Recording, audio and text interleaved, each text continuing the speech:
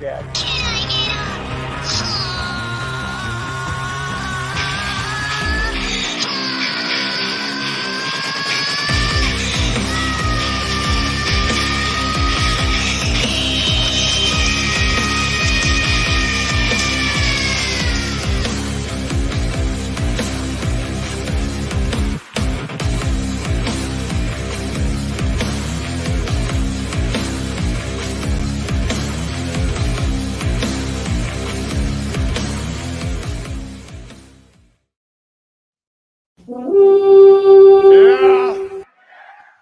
Yeah! Hit me with the horn! Hit me with the horn! Ooh! Welcome, guys, into Auto Rhythm Fantasy Sports. It's Tuesday. Those waiver wires and all that great fancy shit's going on tonight. But yeah, guys, welcome in. It's almost a gobble time. A couple days from that, we'll have some Thursday games. We'll have some Friday games, and yeah, it's a fun-filled week of fucking football, man. But yeah, I know, dude. What the hell? We're matching once again? Isn't this crazy? Last week it was Twisted Tea, and now this week it's freaking jerseys. What the? You read. People probably think, because they probably joked they were like Bert and Ernie, minus all the gay stuff they do, but not that we have any issue with that.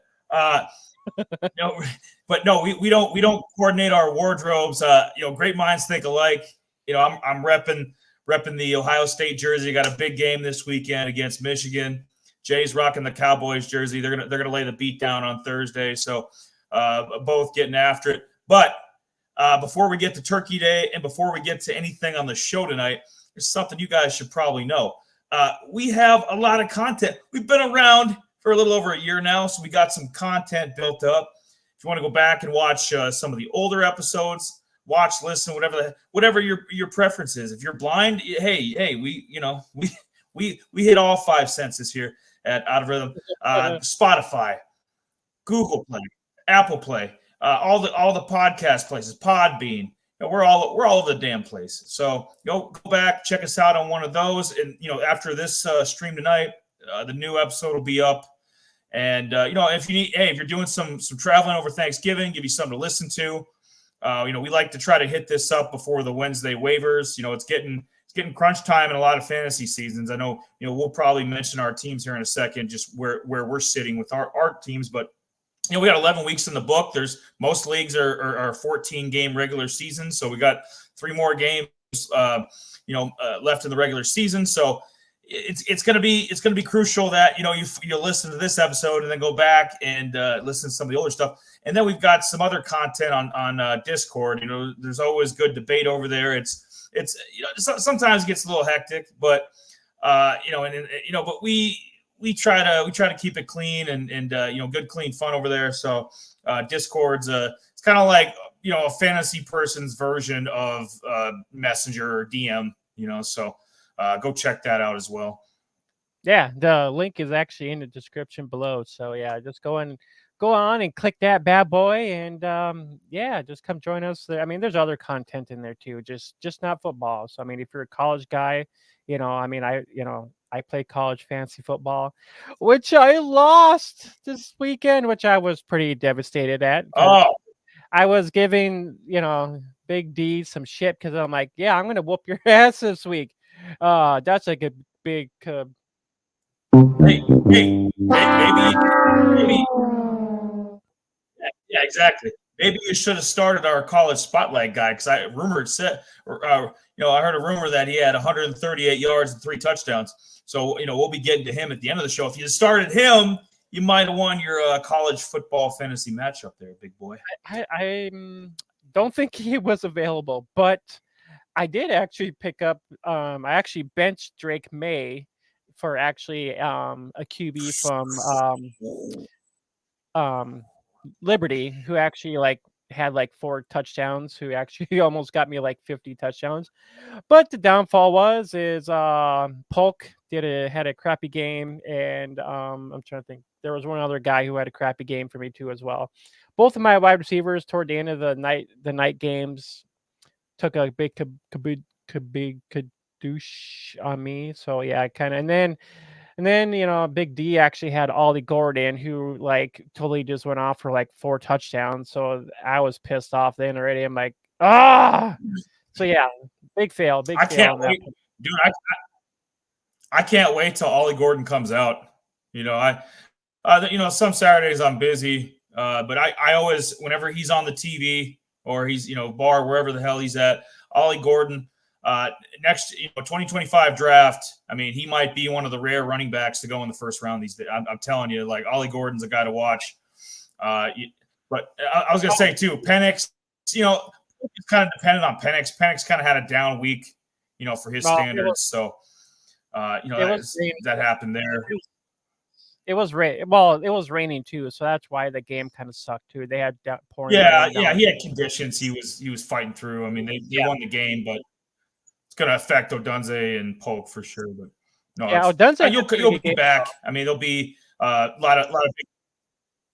Yeah, Odunze did. A lot of big matchups coming up this weekend. If you guys are watching any college football, got Florida State, obviously Ohio State, Michigan, Alabama, Auburn. There's some good matchups coming up.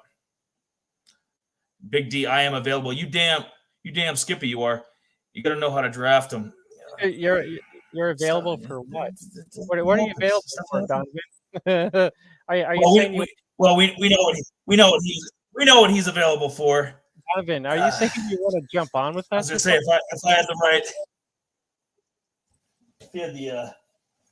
I had the right light in, I'd hit the red light district light here. Let's see. But anyways, yeah. I actually caught a little bit of football this week. There we go. I slept. There we go. That's where he's available for is the red light district. you and your lights. You got to get one of those lights that you can just touch the button without actually having to move, and I can change the colors and whatnot, which is kind of cool. But anyways, dude, I saw one on Amazon. I might have an idea for something, but yeah, that might be in the works. But I saw something cool, so we might get a future different setting, different vibe. Yes. Anyway, go ahead. As I was saying, I actually watched a little football this weekend. You know what's funny? For a moment, I had a flashback that Winston was actually playing for the Houston Texans because I see an interception after interception after interception. So I was like, what the hell's going on here? No,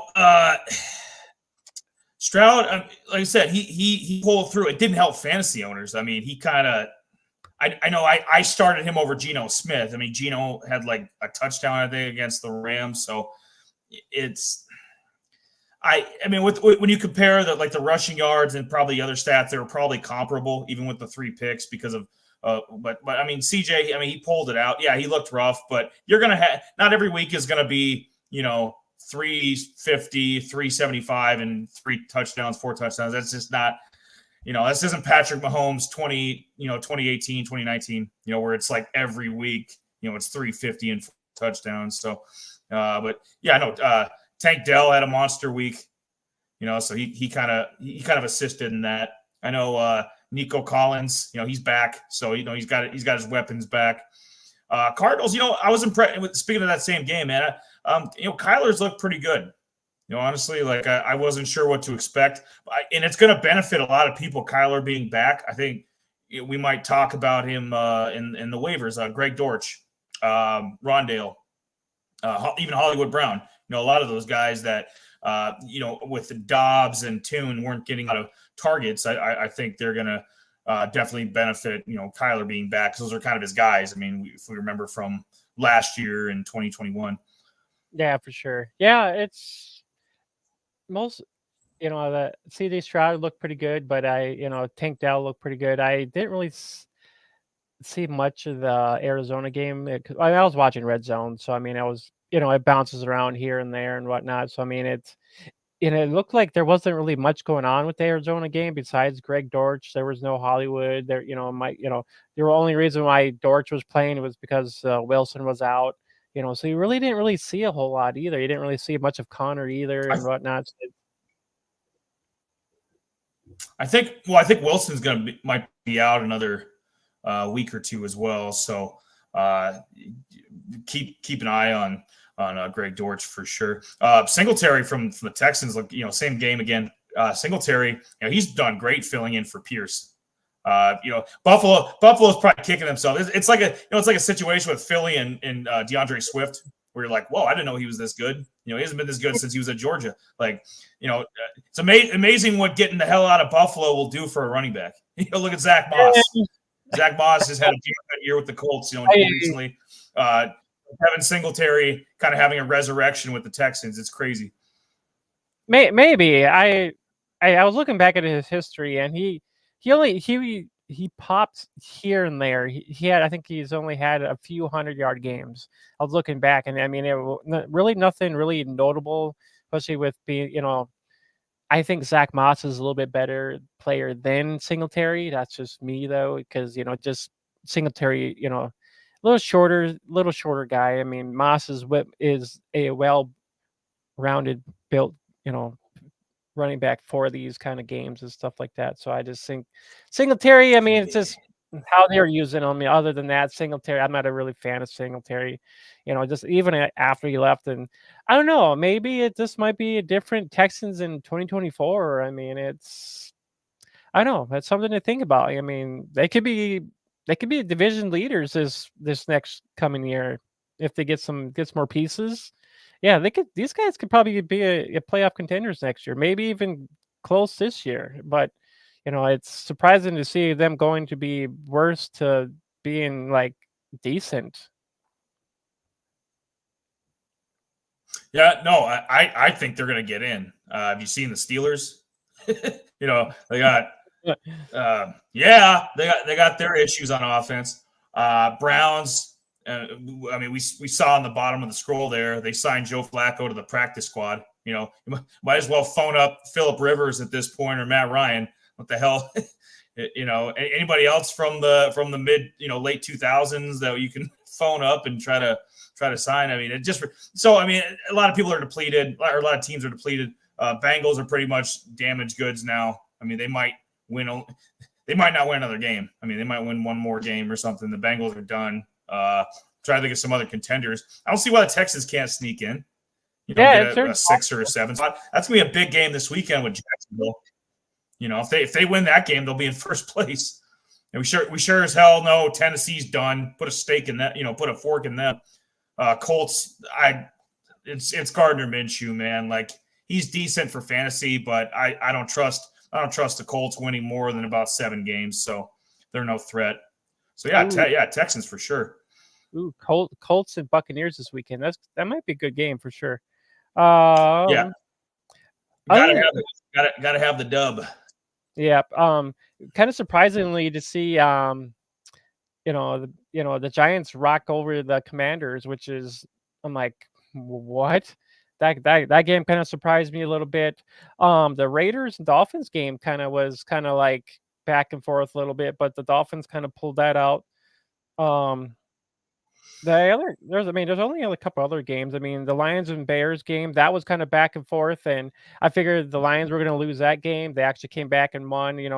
Fields looked pretty damn decent. So I mean, Fields, I was kind of impressed with Fields. I mean, he rocked up some nice fantasy points this weekend for people. Him and DJ Moore hooked up. So I was kind of impressed with that. The Seattle and Rams game was kind of shitty. There really wasn't much going on. Puka had a couple catches. Cooper, Kupp left early. So I mean, they just didn't really look that great. And then Henderson just leaving while they cut Henderson. So make sure you get your Kyrene Williams in this week.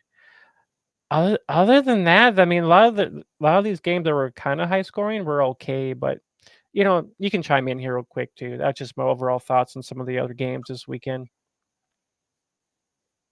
Yeah, no, hey, yo, Stomare, Tommy DeVito, man. I feel like we're watching a gangster mobster movie. Tommy DeVito, man. No, he 3 touchdowns. I picked him up in sleeper, in a couple weeks ago. I didn't think anything of it. I'm like, hey, it's just a roster spot. I had to fill it because I got what? Yeah, so I didn't know it was going to pay any dividends, but damn, I mean, yeah, I mean, Washington's pass defense is, I mean, just pitiful. So I mean, anybody and everybody's been Justin Fields tore them up. So I mean, Jordan Love would tear them up. Everybody's tearing them up. So that's not. I mean, I want to see what he can do against, like a Kansas City defense, 49ers, that level. Browns got the best pass defense in the league. Just see where he stacks up. But I was impressed with him. Raiders, bland. Dolphins, other than Tyreek, like normal, just there. Mostart's not on that same pace he was on earlier in the season, which was to be expected. I mean, he was on pace for 19, 20 touchdowns at one point. He's just not. I mean, that's like all-time LaDainian Tomlinson, level stuff. So it just makes sense that he would level off. Some of the other stuff I noticed, Lions came back. I was, I like Khalil Herbert from the Bears. Jameson Williams. Jameson Williams showed some signs of life. He's got some vitals going on. I like Khalil Herbert. I always have. He's not elite or anything, but if you give him the feature role, he's solid. He'll kind of like Madison. I think him and Alexander Madison are kind of on par with each other. DeVito beats your ass in Out of Rhythm Dynasty. Yeah. Big D got me in one of the leagues. But I'm still 6-5.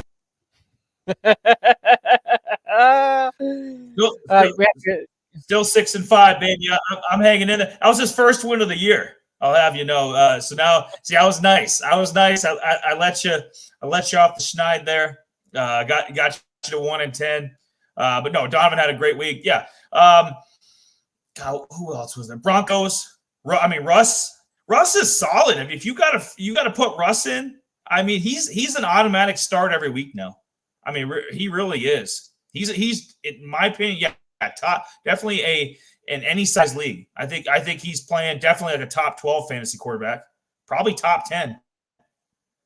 It's just solid. It's not, but he's not making mistakes. Like a lot of these guys will get you 300 yards and a couple touchdowns, but they'll like Sam Howell. Like Sam Howell will get you, 300 yards and a couple touchdowns, but he'll give it right back. I mean, you'll lose 6 points just with 3 picks, or a fumble or a couple fumbles.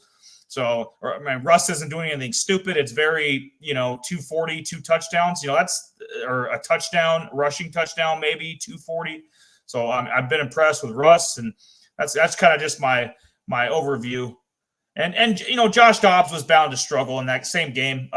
Dobbs is bound to struggle. He's not going to maintain the pace he's been at, but I think he'll be.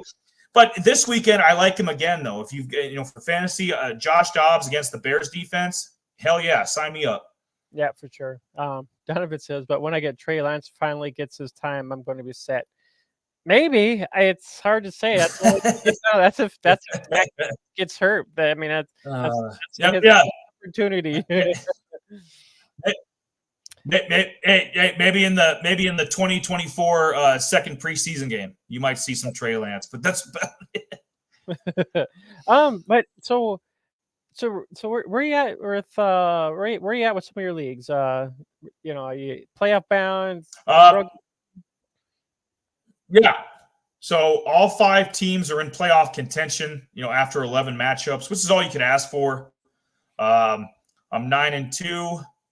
I have 2 7-4s, a 6-5, and a 5-6. So, in the 5-6 and the 6-5 are kind of, on the edge. I think the other 3 are safe, relatively safe to get into the playoffs. So, maybe go with the 7-4 teams, maybe go 2-1 down the stretch, 1-2 at the worst to get, try to get in that way. The 9-2, obviously, just win one more and I'm, guaranteed in. So, Yeah, the 5-6 team needs some work, but it's got Lamar. I mean, there's some players on that team. Tank Dell, there's some guys there. Aiyuk. So, what about you? Where are you sitting? Well, I got some 7-4 teams. I got some 6-5 teams. Most of my 6-5 teams are on sleeper. 7-4 are in my dynasty teams, and the 16 team league I have on sleeper as well. On the other hand, let's see, I lost, so I'm 8-3 in one. My NFL fantasy, I think I'm 5-5. So I kind of went 1-3 on an NFL fantasy, anyways. But I'm still 9. I think I should be 10-1 now. I'm one league on NFL fantasy, but that's the only one I'm in. A couple of my other ones on Yahoo. I was actually second now in our used to be our home league, anyways. I was actually at the bottom. Now I'm actually in second place in that league, our Twin Turbo League. Actually, second in that one. Actually, it's second in your brother's league now too, as well. So I'm 8-3 in that, and I only got like two leagues that are 5-6 over there. I think I got one team that's 2-9, but I shouldn't be 2-9, which is it's all right. But I think that's my only bad team over there. So I only got one league that's 2-9, but overall I'm pretty well happy. I should be making some playoffs here. As long as I keep my push going, I want to shoot for a couple championships this year. So everything should be rolling pretty good, anyways. That's your mulligan team. Well, that's like a tax write-off. We'll write that 2-9 team right off. That didn't happen. So yeah, it didn't happen. Well, yeah, I mean, so here's my 2-9 team. So I got I started Stroud over Fields this last week. So I got Garrett Wilson, Addison. I have Eckler, which you would think Eckler should be like roasting everybody. I picked up Gus Edwards. I got Sam Laporta. I got Kenneth Walker in that league. Kamara, Chris Olave, DJ Moore, James Cook, Pickens. So I mean, it's not a bad team. It's just I've struggled. No, it's not. It's not a garbage team. I mean, you're going to obviously have to find a solution for Walker for the next couple of weeks, which we might have for you coming up. But no, that's not a garbage team. It's not like you're not. Usually you think 2-9. Okay, it's somebody incompetent or somebody not setting their team every week, or sometimes. I mean, Jamie's that's at least a 5-6 roster. I mean, that's not any manager negligence. I mean, it's just probably bad luck. You probably, if you look back at the points, just like all the different matchups, you're probably, I don't know what size league that is, but you're probably like middle of the pack in terms of points. You know what I mean? It's just sometimes you'll get a guy. Okay, he's got the top, one of the top 2 points weeks. Well, what are you going to do? I mean, you could have the, fourth best points week. You're still going to lose.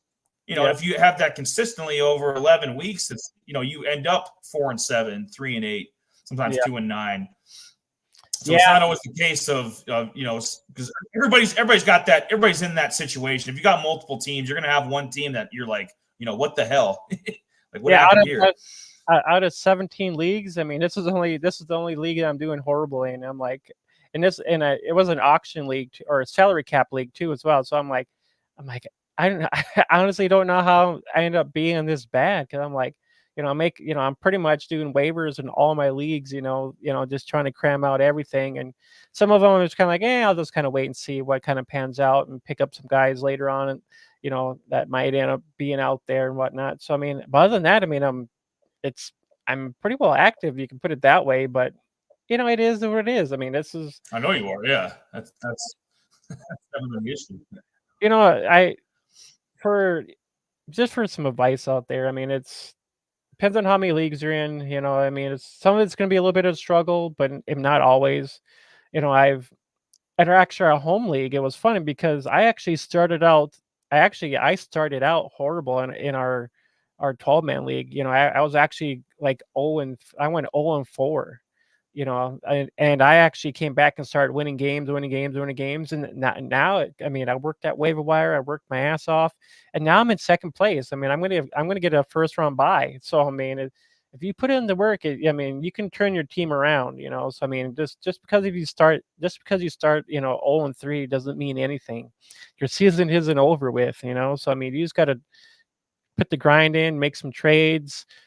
Just get out there and ask people what you should do. I mean, that's the only thing you can do. Other than that, I mean, I pretty much worked my tail off, and now I'm in contention for a first round bye. So it all depends on how motivated you are to actually get a championship.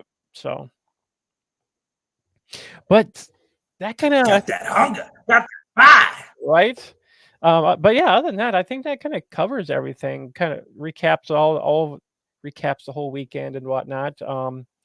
I think we'll get into some of our highlighted players too here quickly, and because we have a store of waiver wire, we have our highlighted players. We got Eli's DFS, and then we got some followers and risers we'll mention, and then we got our college spotlight coming up toward the end of the show too as well. So, but yeah, let's get to it. So our first guy on our highlighted players is Jayden Reed. Jayden Reed's actually been coming around here. So actually, I've been kind of impressed with this kid, even though he's a rookie this year from Michigan State. He was drafted by the Packers. I don't remember which where he was drafted at, which round he was. I think he maybe third or second. It was pretty early, I believe it was. Yeah, I couldn't. But yeah, Jayden Reed, and he's only 42% rostered. He was only 18% rostered. I know I started him in my dynasty league, no, that was Dobbs. I actually got Reed in a couple leagues as well. I got Reed in a couple leagues. I actually started him, so he's actually been doing pretty damn good here this last couple weeks. As far as him, like fantasy wise with the rookies, he's actually 6th overall with the rookies at 463 yards on the season so far already, which is not bad at all. He's number 3 in rookie touchdowns with four touchdowns. He's you got Addison and Tank Dell on top. He's below those guys. It's got 51 targets, which is 7th best for most with the rookies. Which is JSN is at 6, so he's like 3 targets behind JSN. But I mean, just overall, just seeing like the Packers that really don't really have anything is kind of starting to impress me, because Watson really hasn't done anything at all. So I mean, last year, Dobbs and Watson were rookies, and now with them being kind of like they're in their second year, and Reed coming in, just being a rookie. I mean, it's almost kind of like a flashback of what Watson and Dobbs were doing, but Dobbs actually being a little bit more involved, and Reed too as well. I mean, Reed might even be in our waiver pickups this week. I don't even know yet, but so stay tuned for that. But yeah, I'm liking what he has going on. His next next 4 weeks here, he's actually got some decent games, in store here, which is he might be valuable if he really needs. The waiver wire is going to be kind of slim pickings, but I think if Jayden Reed's out there, he might be a guy you could maybe plug into your lineups and hope for the best, because week 12 they got Detroit, week 13 that Kansas City, week 14 they actually got New York Giants, and then week 15 they got Tampa Bay. So I mean, a lot of these defenses are just they're kind of ass backwards, Kansas City is not really giving up a lot, but you can look at Detroit, the Giants, and Tampa Bay, who actually their defenses actually give up quite a bit to the wide receivers. So there's honestly a good chance that Reed could actually get a touchdown in there. This last weekend he had 19 points. He was out 69% of snaps. He had 6 targets. 4 receptions for 46 yards. He actually had 3 carries, 46 yards with a touchdown in there. So I mean, he's I'm actually kind of impressed with this kid for his first year. He's actually here's the funny thing. He's actually 35th overall in fantasy points. With 116 fantasy points. Which is he actually is ahead of guys like Godwin, Dave Davis, Josh Downs, Rashid Rice, Drake London, and Samuel Debo. So I mean, he's outplaying these guys, which is Rashid Rice is kind of the Chiefs kind of they don't well. Let me put it this way: the Chiefs have Rice. I think Rice would have been. He should be their number one guy there. Drake London, he's kind of wish-washy. You would think Deebo Samuel's being in the top 30-ish, but this guy is outplaying these guys, which is crazy. I don't know. What do you think here, buddy? A lot to unpack. Get my luggage here. All right, I'm ready. Got my satchel. I'm ready to go. You know what? Christian Watson has been the biggest disappointment of any receiver in the league. I'll be honest. Just whatever the hell it is, injuries, disinterest. I mean, we're talking like Chase Claypool level stuff. Like, what the hell happened between year 1 and 2? Oh, this guy is a non-factor. Because I like, you know what? Green Bay, I know they're young and kind of no-name, but I like where they're going with this. They're getting Love, some weapons to work with. Musgrave, the tight end. Wicks, Dontavian Wicks, the other rookie they have. I think he's a decent prospect too. Obviously, Dobbs, Jayden Reed. Jayden Reed, I think, is their number one receiver. I mean, that's been established. I really do. I think he's past Watson. I think this kid has got the goods. I mean, look who's in front of him. I mean, we're talking, they're Tank Dell, who's arguably the Texans' at least number 2, if not number 1, and Jordan Addison, who's filled in brilliantly for the Vikings with JJ being out. So he's in some rarefied air. He's better than Rashee Rice. A lot of the other his peers, the other guys he was drafted around. Jayden Reed is I've got one share of him. He's on. I've had him on the bench. he's on my bench in one of the 12-man leagues I'm doing. But maybe I should throw him in too. When you start bringing up stats like top 35 and some of the guys he's ahead of, it's like, whoa, hold up, because Josh Downs we both like a lot too. Josh Downs has been a revelation. It's going to be a 3rd-round pick, and he's ahead of Josh Dobbs in fantasy points. He's ahead of Deebo Samuel, who's a $25 million receiver, running back hybrid. It's crazy. But yeah, Green Bay. You can say what you want about Green Bay, but they draft well, and I know they have the issue going on with Aaron Jones right now being hurt. But yeah, going forward, that's going to mean more because we don't trust AJ Dillon. We don't trust. Any of the other practice squad guys, I think James Robinson, other practice squad, there's not a lot of Green Bay, running backs you trust other than Aaron Jones. So I think it's going to be a lot of Jayden Reed. I think this week against the Lions, if you have time, if you got time to, if you can pick him up in a, 10 or a 12-man league, 16, he's gone. I guarantee it. Bigger size league, you ain't going to get him. But 10 or 12-man, he's out there. Snag him up. You can probably start him against the Lions. I think it's going to be a different story than the first matchup they had. I think Green Bay's offense is going to play a lot better. Yeah. Oh, speaking of a Packers fan, we got one right here. Yeah, Big D. Yes. So I just wanted to say here too, in the last 3 games, Reed's had 11 targets, Dobbs had 11 targets, but and Watson has 13 targets. So I mean, if you think about it, Reed and Dobbs have about 10% target share here the last couple of games.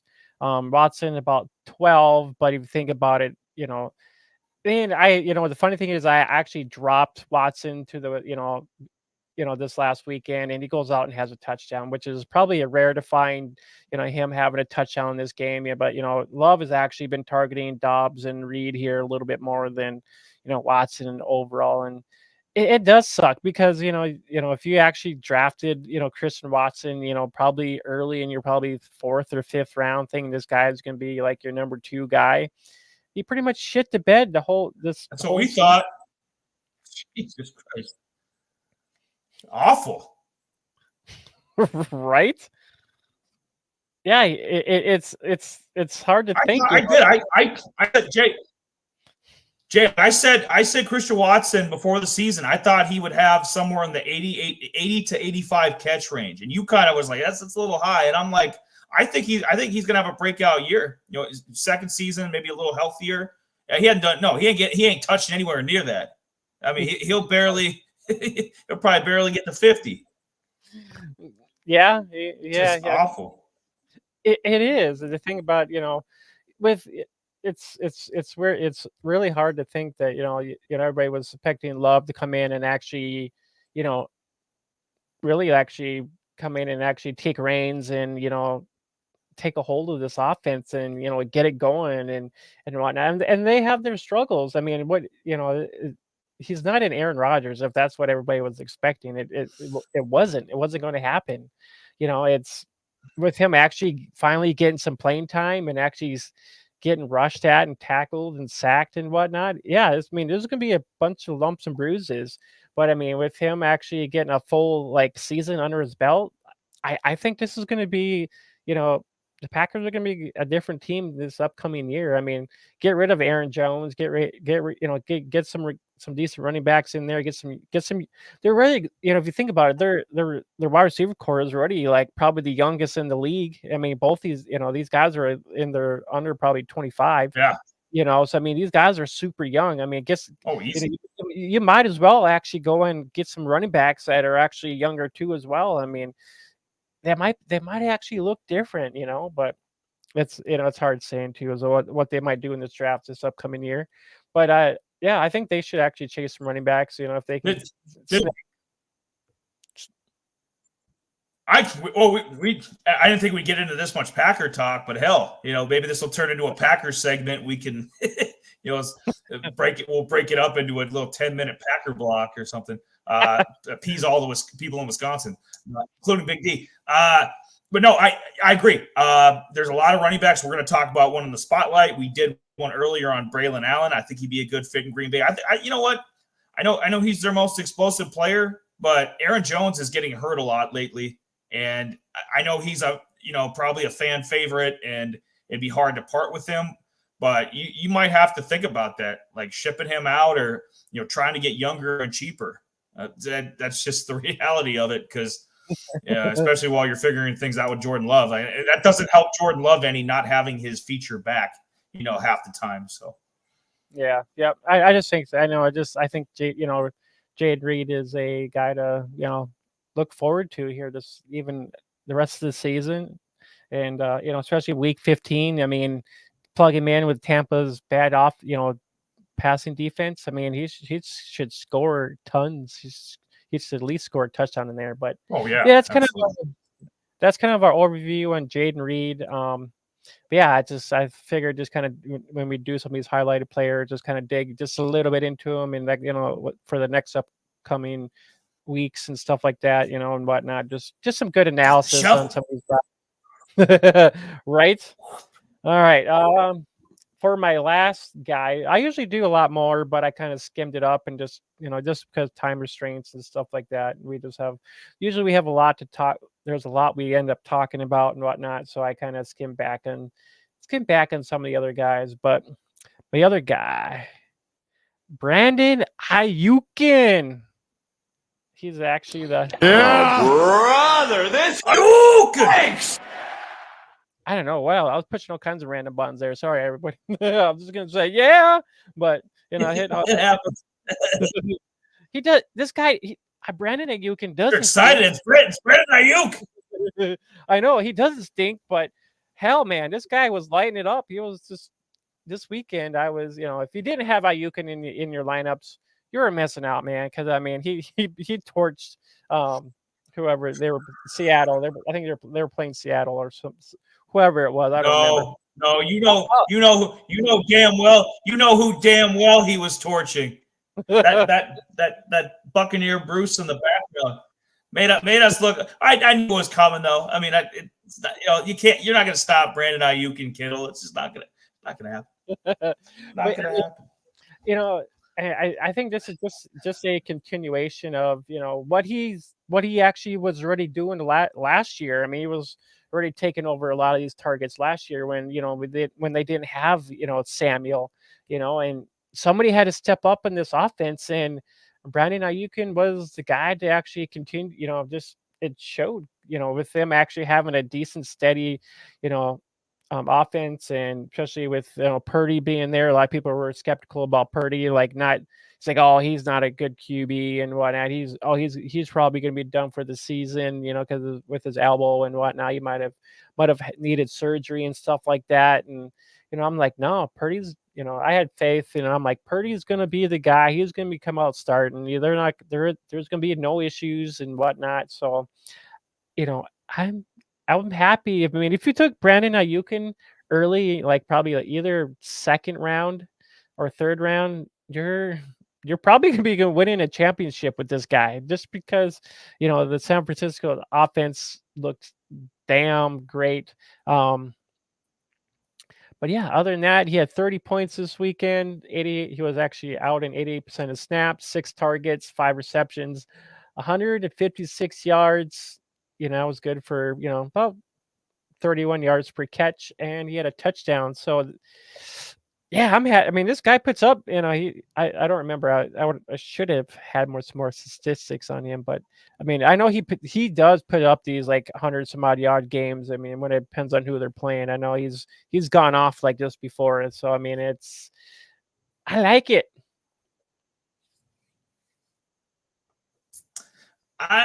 You know what? Going forward, I don't disagree with anything you just said, because Brandon Aiyuk, that's obviously Purdy's favorite target, as it should have been with Jimmy. Maybe Jimmy would still have a job, or Trey Lance might have not, been shipped out to Dallas for a bag of chips had they hooked up with Aiyuk more.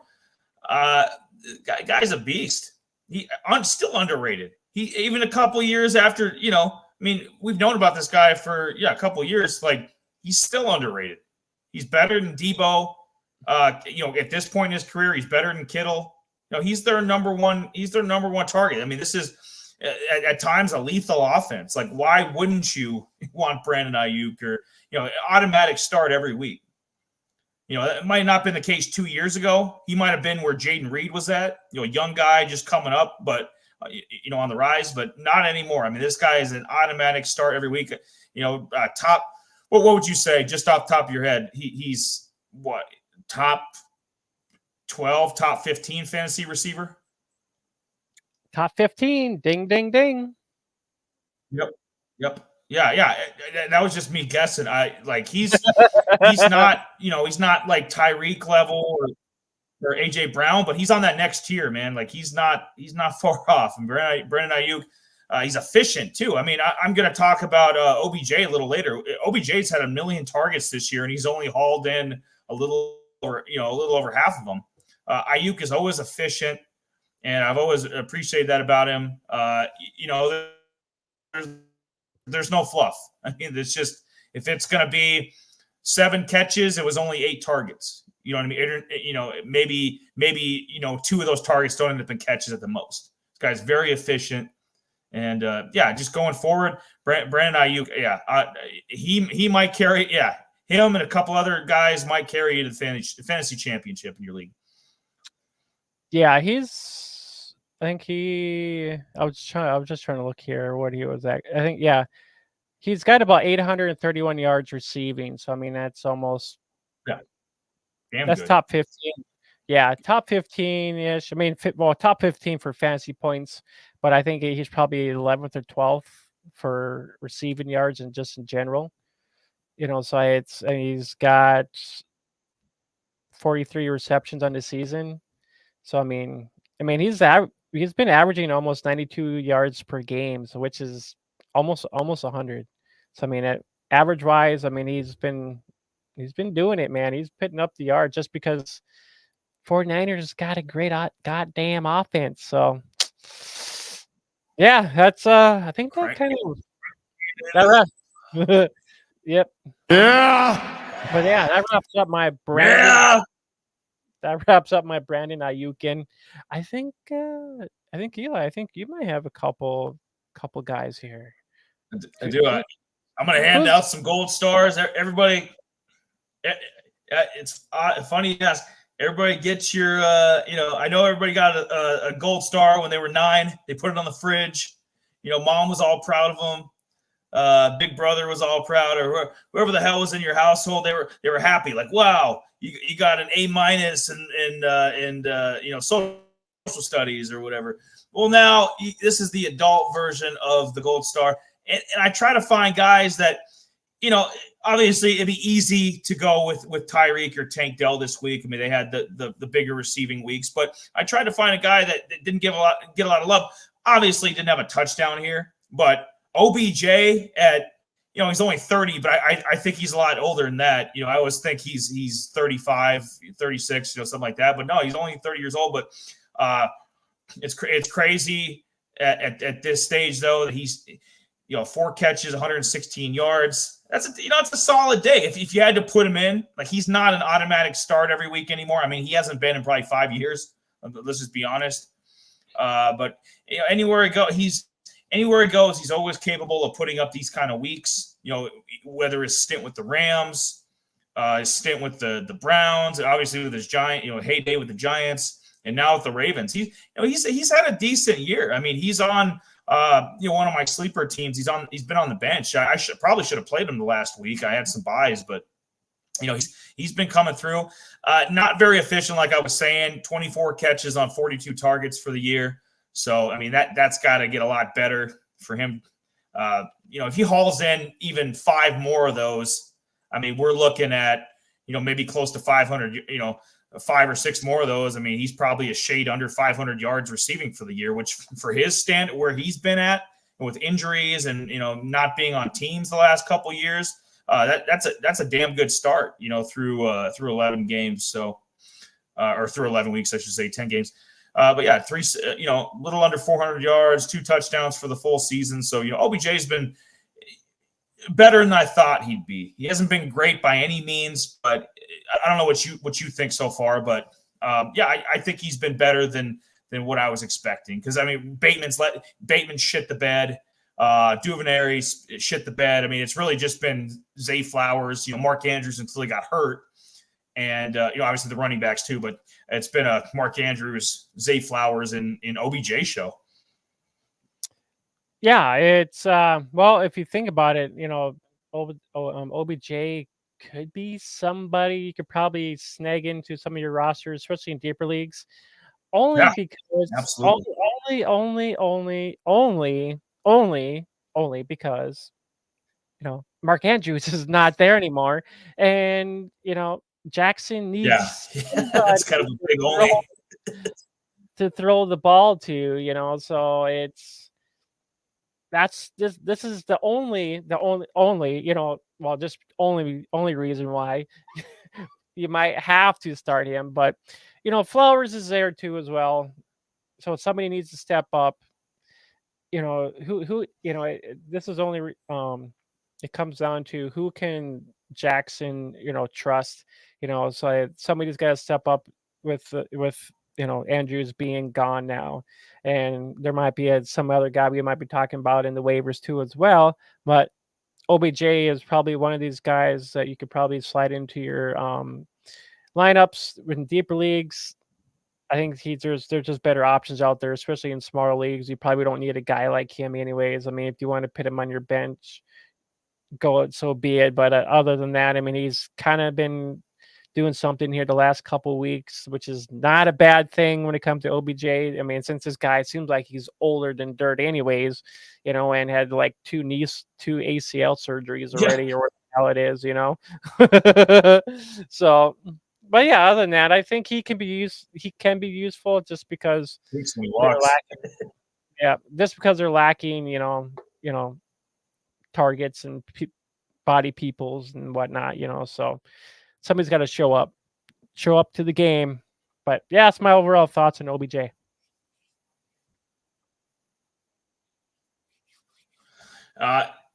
You are listening to Out of Rhythm Fantasy Sports. Like Jay was saying, the link is below. If you want to subscribe or help us out, like, comment, any of the goodies. We're halfway through the show. This is kind of like the here's the curtain coming down. There you go. So now let's take a breather. Let's get into the next segment of the show, brought to you by no one quite yet. The riser of the week, Jay. Now we're gonna have a graph. Me and Jay both have some risers and fallers. I try to find guys that are a little less known that you get on before the rocket shoots up. A couple of these guys I've hit on. A couple of them have kind of stalled out. I'll be honest. We talked about Tanner Hudson from the Bengals last week. He had another decent game. And who's to say that with Jake Browning at quarterback that he might not be a I know T. Higgins will eventually come back too, but why can't he be a third option possibly? So in Hudson you could get an any size league. So now I'm looking at Chris Rodriguez. Didn't do much for first 10 weeks of the year.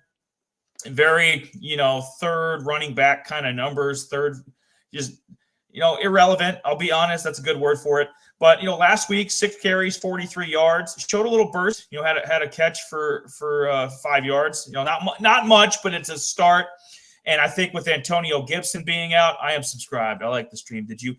I think we have done it. I believe so. Have you liked and subscribed to our channel, Jay? I would hope so. Maybe I don't know. Maybe we don't like our own show. Who knows? But no, Rodriguez, he showed a little bit of something last week, and hopefully going forward with the Antonio Gibson injury, he kind of takes over that role being the receiving back. I know he didn't have any catches before this last game, but he's not as good as Brian Robinson, so he's not going to be the feature guy ever. But as a complimentary guy, kind of taking the Gibson role, I think there's a possibility there, especially as Slim Pickens as running backs are. Like if this guy could show any signs of life, I'd go snag him up. He's rostered, I think, like 1% in Yahoo. So easily a guy you could go and grab. And just a background on him, he's a 6th-round pick out of Kentucky just in this past draft. And he was a guy we didn't touch a lot on. There's a few running backs we got to.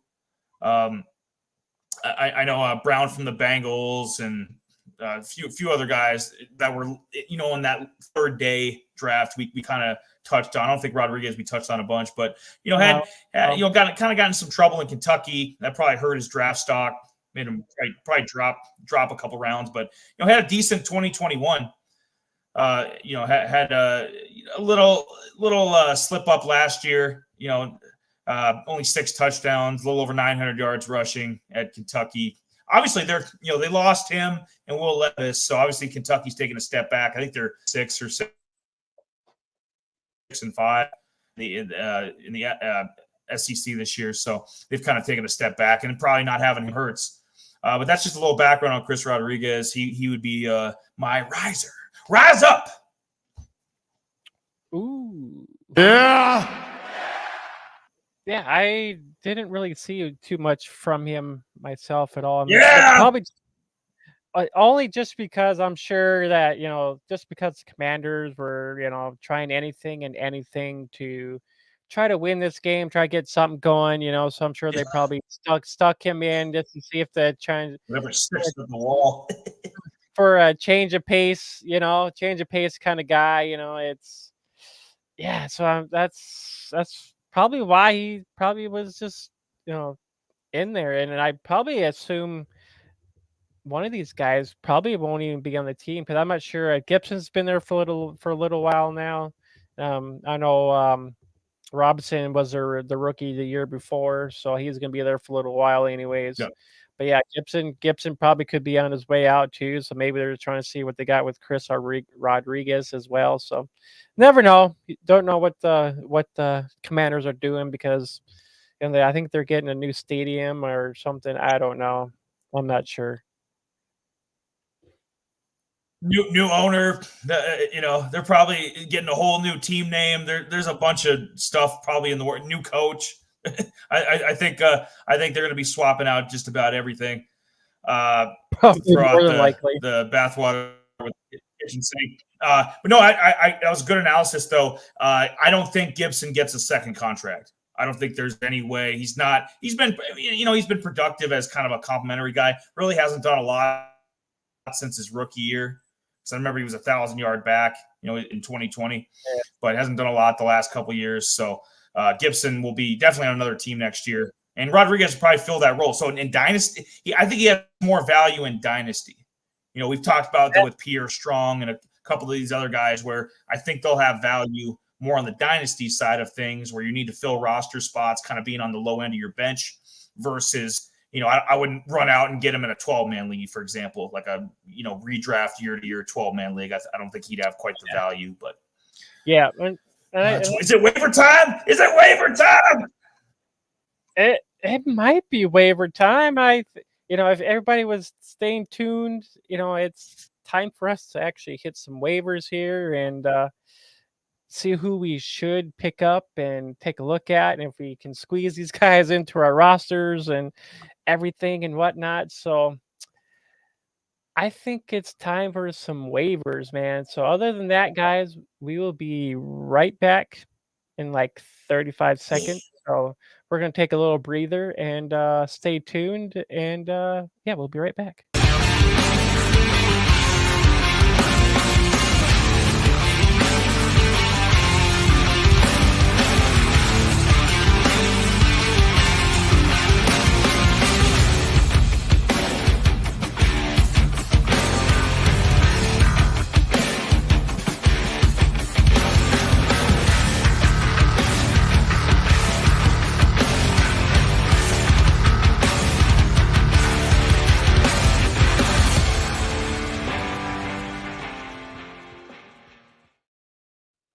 Oh, yes. Well, welcome back, everybody. It's Odd Rhythm Fantasy Sports.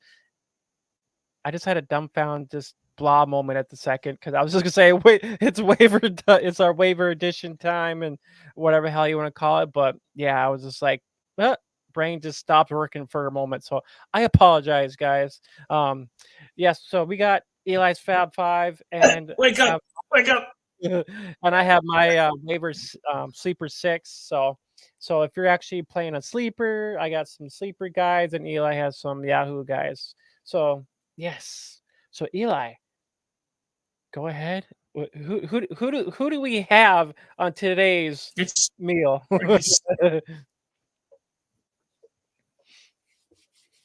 Let's get the main course here. We got some sides there. Got some dinner rolls over here. Pass the cranberry sauce. Somebody got the sparkling wine. Getting everything ready for the Thanksgiving meal. But before you do that, you got to set your fantasy team. Like Jay was saying so eloquently, he's going to give you 6. I'm going to give you 5. I'm giving you the Yahoo side. And I do it where, just to preface it off the top, I keep it under 20%. There's obviously a lot of guys, and we've mentioned them throughout the show. Jayden Reed, 42% roster. Hell yeah, I want Jayden Reed. In any size league, like I said, you're not going to get him in a 16 or 20. Absolutely not. You just no. It might be a struggle getting him in 12-man now as well as he's been playing. So 10-man might be about it. So the rest of these guys are more universal. Love those products. They leave me with a warm, fuzzy feeling. I'm going to buy Donovan some socks for maybe some socks with Christian Watson, maybe some number 9 Christian Watson socks. But yeah, keep it under 20%. So that's universal. And Jay kind of does a variety. So we both kind of do it different ways, but it gets the point across. And I like the way he does it too, where there might be a guy that's 47% roster. Hell, you could probably maybe get him. Maybe another guy will be 0% or 2%. So nice variety there. I keep it under 20. First guy of the week is Isaiah Likely. And we both know what Mark Andrews, more than likely, no pun intended, more than likely out for the year.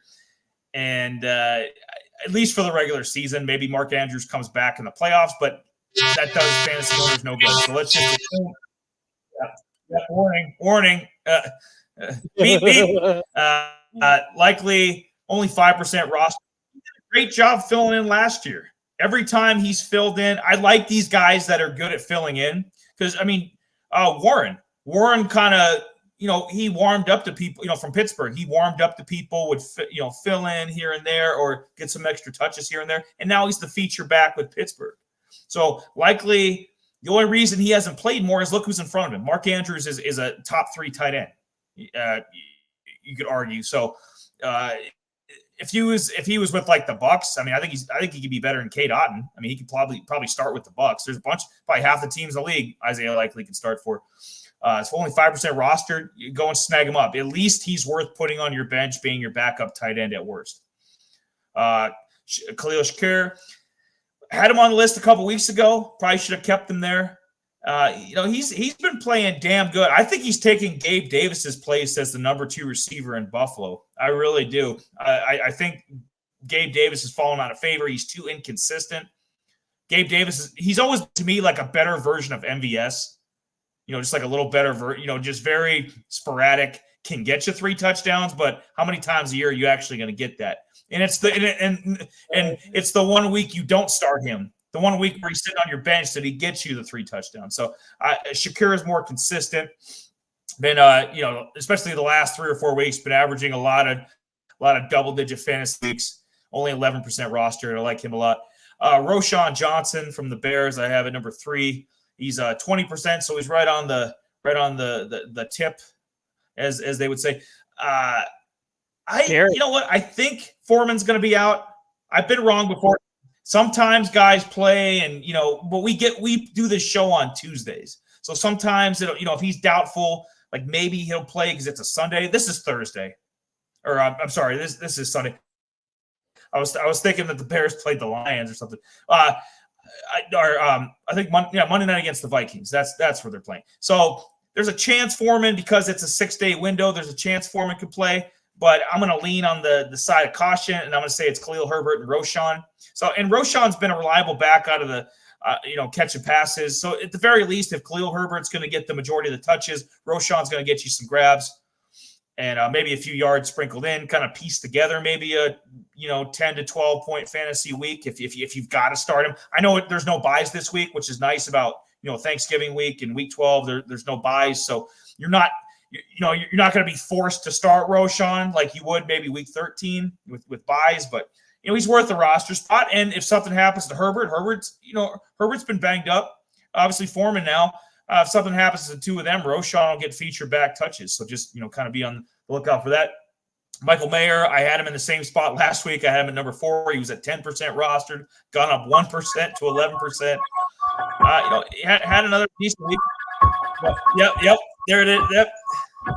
Michael Myers or Mike Mayer.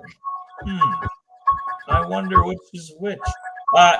Another, 8 points in this past week. So I love that music. 8 points this past week. So he's kind of been in that range, ever since they let go of McDummy, it's kind of been in that 8 to 10 fantasy range, which is perfect for a backup tight end. I like my backup tight ends. There's some guys.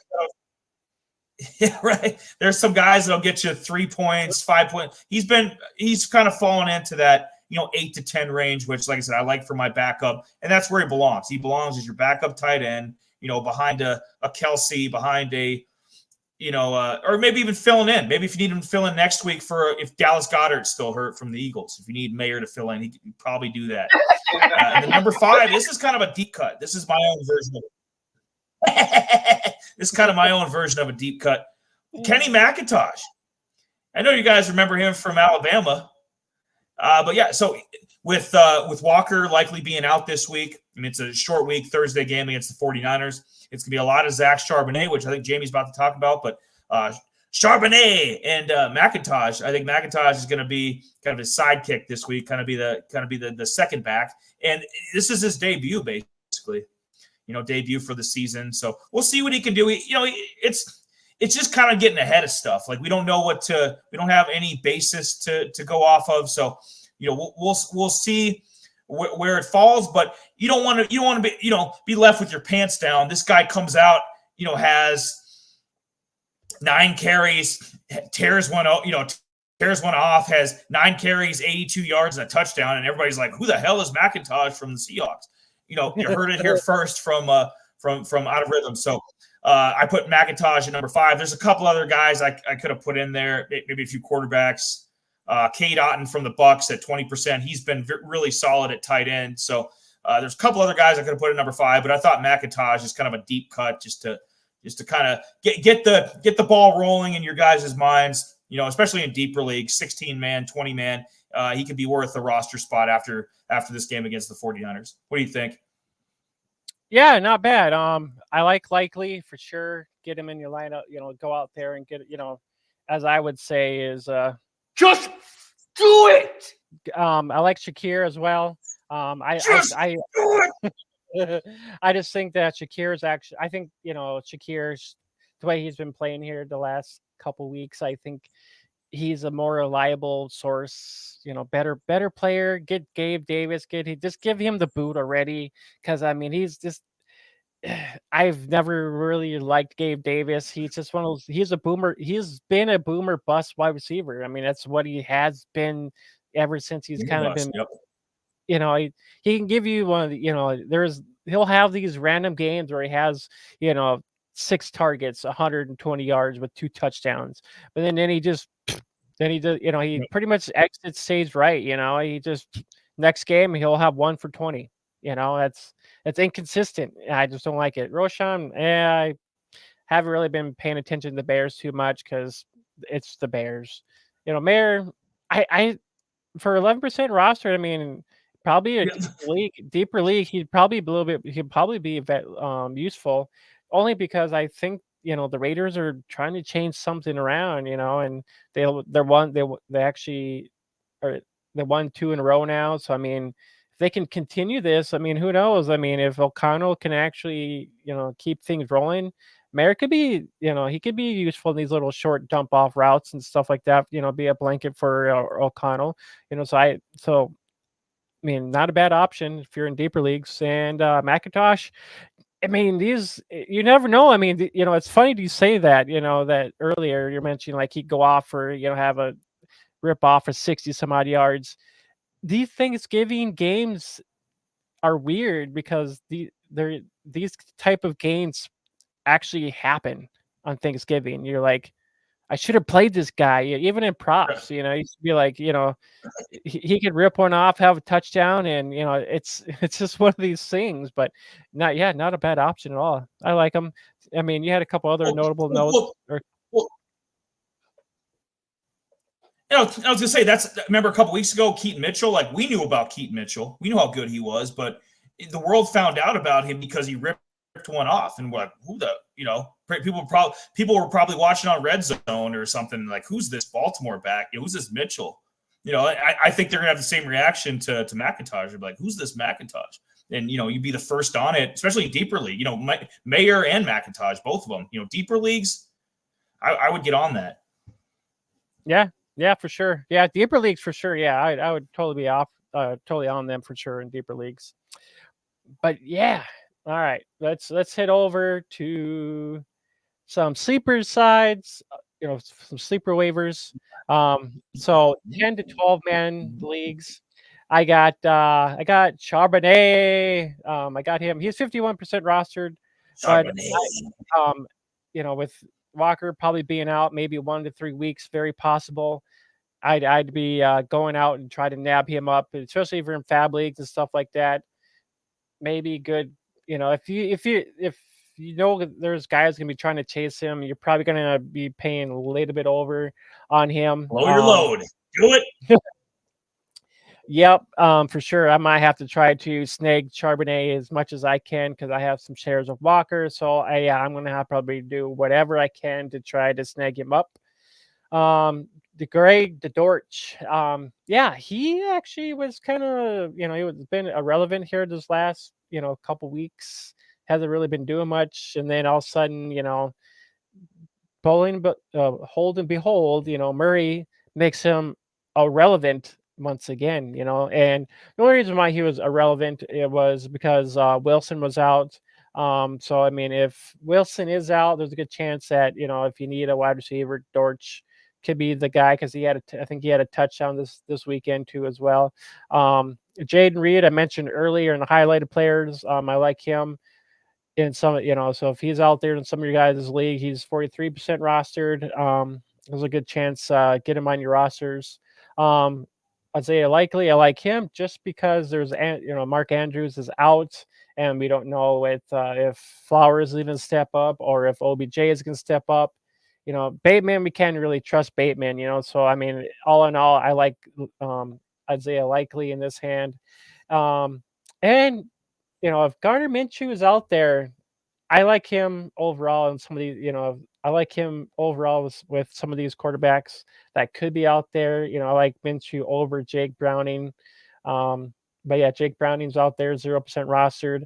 I just think Minshew's got some better weapons. I mean, Browning has some weapons too as well, but I just I like Minshew a little bit better. I mean, Minshew has been playing a little bit longer, and with Jake kind of getting scruffled around here this last weekend, was him getting acclimated to the offense and whatnot. So we don't know if Higgins is going to be irrelevant or Boyd. So this might be only like a Mixon and Chase being irrelevant in these, with Browning being there. So I mean, you can say bye bye to Higgins, but I mean, other than that, these are kind of my guys for 10 to 12 man leagues. Yeah, I had some. I'll have some other notable notes, some other mentions here after I do my 16 team guys. Donovan says no Tim Boyle. No, Tim Boyle. Why would you want Tim Boyle? But I'll have a mention for him in just a minute. And he says trade alert. Is there a trade going down? You mean like the NFL trade? Trade alert. All right. So all right, guys. For you guys that are actually playing in deeper leagues, I did some homework for you guys. Just a smudge, a little bit. Isaiah Likely, if he's out there, go snag him up. I mentioned deep cut. Huh? Yes. I am liking the trade to the Palmer. He was 38% rostered. I think he's going to be getting a little bit more involved. I know I was looking at his target percentage, and it's been about 11%. So I mean, he's kind of been involved and not involved, but I mean, 11% is still being involved. I mean, that's almost pretty close of being, as Jayden Reed a little bit, even though they have Godwin and Rashad White and stuff like that. But I do like Palmer. He's had a couple targets. I think he had 4 or 5 targets here this weekend. Get the Greg Dortch if Wilson is out again. I was going to mention Austin Trammell from the Rams, but I don't think he's not going to be I don't think he's going to be like worth a while at all. Salvin Ahmed. It sounds like Dolphins might be missing a few guys. I think from the sounds of it, Wilson might not be available this week, and I think Mustard might be a little injured. So there is a good chance that Ahmed might be seeing a little bit more playing time. 2% rostered. He did have a touchdown this weekend, and I like Shakir at 21% too as well. I already mentioned that I think he's going to be out playing Gabe Davis here pretty soon as well, and Jake Browning, 0% rostered. So I think he'd be the other guy you would be looking at with, if you're a barrel guy, and if you're a barrel guy, do you really want Browning? But I don't know. I think there might be a few other better options out there, possibly. But I'll mention that here just shortly. Just another couple small mentions just in case. Keaton Mitchell might be out there. He got a little bit more work here this weekend too as well. Tajay Spears, I would keep an eye out on Tajay Spears, just in case anything does happen to, Henry, because Tajay Spears he's been kind of involved a little bit here and there. OBJ is another notable note. And then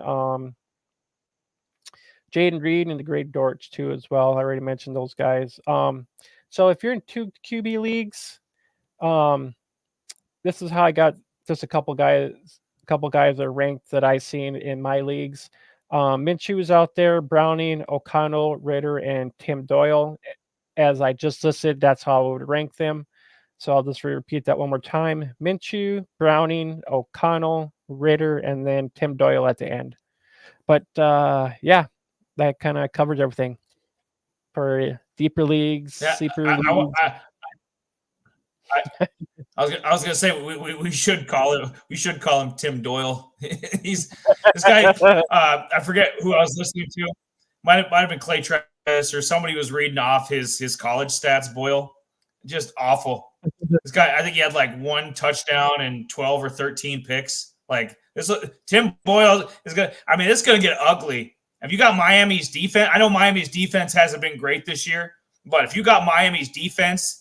That should be our number 1 pickup of the week. That instead of these players, it should be the Miami defense. They're about to do that. Tim Boyle. Well, what about Tommy DeVito, Eli? Tim Boyle has no business in the NFL. I don't know if he's Aaron Rodgers' secret butler or if they were besties in Green Bay and he got him a job here or something. Just one of the worst quarterbacks to ever take the field. I'm sorry. Like this is gonna get bad. Jets. I mean, Zach Wilson must have. I know he played bad, but he must have really pissed some people off behind the scenes for them to start Tim Boyle. Yeah. I just had to get that out of the way. This guy's junk. Jake Browning, wasn't very good in college either. He's getting what's with all these mediocre college quarterbacks getting a second lease on life in the NFL now. Jake Browning, I think he was average at Washington.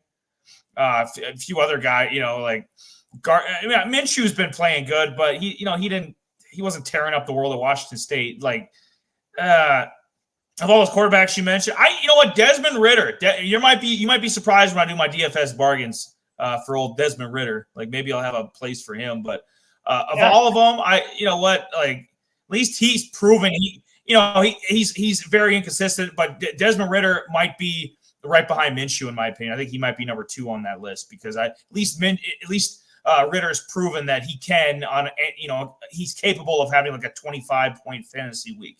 You know what I mean? Tim Boyle, come on now, he shouldn't even be like.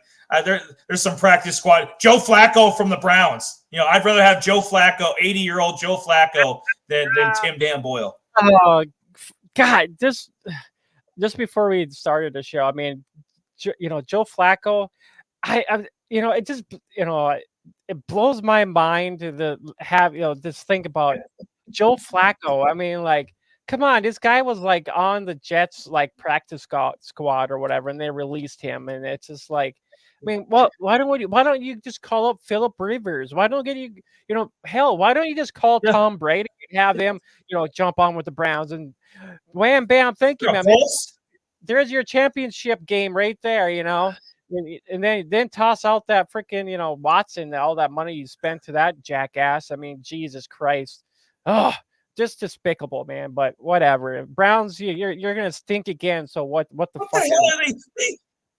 Yeah, they got the best defense in the league, and like their rushing game. I mean, their offensive line must be good because there hasn't been a huge drop off with Jerome Ford and Kareem Hunt from Chubb going down. So like they've got everything else you'd want, but they managed to fuck the quarterback situation up like just royally. Like how do you end up in this? How do you end up in a situation where all the available quarterbacks, you're calling up Joe Flacco? There was a photo of him, and he flies like we do. He was flying coach into Cleveland, and one of the fans was like, "Oh, it's Joe Flacco," kind of thing. Like he's just like, "Oh, what are you doing on this flight?" He's like, "Just watch the news."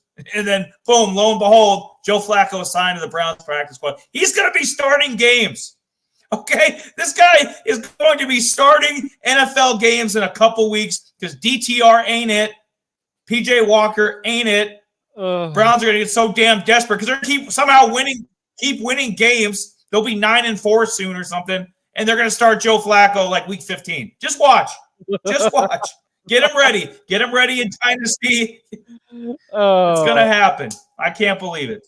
Oh God, this That's is enough so of the waivers. you. Get out of here. Get Yeah. out of here. Tommy DeVito, get out of here. All right, guys. I think this wraps up our waiver wire. This wraps up our waiver wire. So we'll be right back right after this.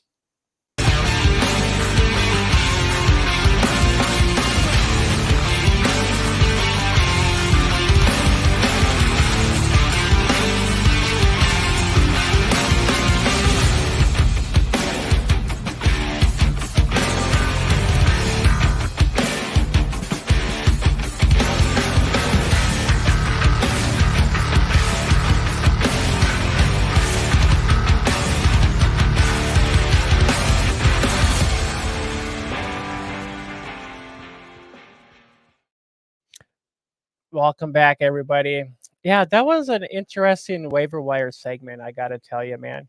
That was probably my favorite one yet. Because I got to trash the damn Browns. I've watched them all year. I got to trash the Browns. Just awful. I give my left nut to have a defense like that in Tampa. And we did. We did it, a couple years ago, and we won the Super Bowl, but it's like they're going to piss this away. Deshaun Watson's cap hit next year is like $62 or $63 million.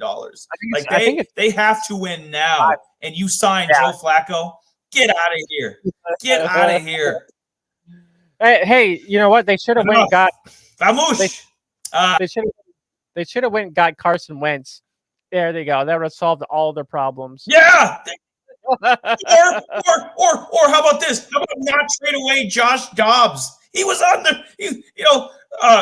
was it? Yeah, 3 months ago. 3 months ago at this time, like three and a half months ago at this time, Josh Dobbs was a Brown. He was a damn Brown. They deserve it. They deserve. I hope they lose out. I do. For stupidity, to miss the playoffs. Just dumb. Anyway, I'll tell you what's not done. We're gonna look for some. We're doing a little shopping, Jay. We're gonna grab the old shopping cart here. Just got aisle 2. There we go. Let's put the old webcam back. There we go.